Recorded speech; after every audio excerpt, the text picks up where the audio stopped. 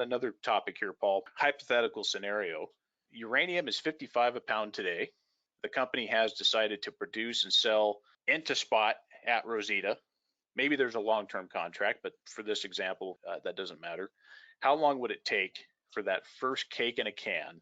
And then what approximate total cost per pound, if you can give us just a ballpark? I know that you can't give us an exact figure, but what do you think there would be a reasonable goal on cost, assuming that uranium was 55 as we're talking right now today?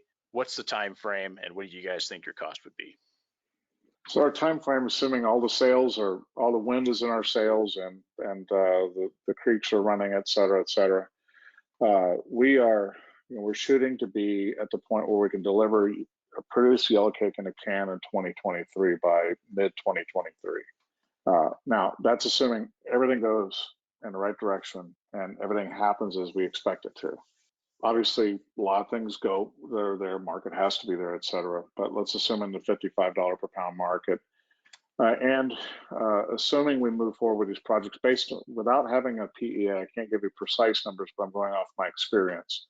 We believe our costs will be below $40 per pound all in, and that's depending on who's qualifying it, et cetera. But that would be everything except for, say, corporate costs and SG&A. But it would include royalty, taxes, sustaining capital, sustaining wellfield capital, operating cost, et cetera. So we see that everything but for lack of a better word, except for head office cost. So that'd be somewhere just under $40 a pound. That's what my expectation is, based on what the geology and everything I'm seeing, and based on some of the data we've got on leachability testing. I think that might be probably a conservative number, but that's a number I'm willing to say, yeah, pretty close to that.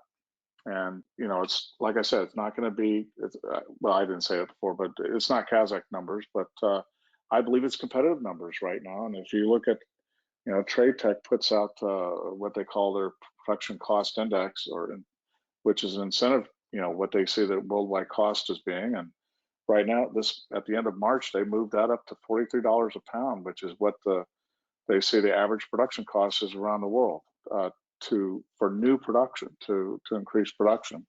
So I think we're in a ballpark. I think we're below that ballpark, and we may be lower, maybe better, but I'd rather not speculate too much until I get a better handle on what the economics are. Well, I think your experience qualifies well here. If you guys had to accelerate, if you had the capital and you could accelerate, do you really see that you guys could do this in 18, 20 months? Yeah, we do. I do. That's there's some permitting work has to be done because you're bringing on new well fields and all that stuff, but that's pretty well defined.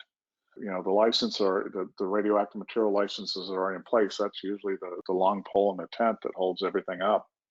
That's already done, so it's just a matter of just expanding those license areas to new production. And I think it's pretty well controlled. I think if you look at Texas, go back and look what our competitor UEC has done. They've been on track with their permitting and everything, and I don't see us deviating too far from what their timelines have been.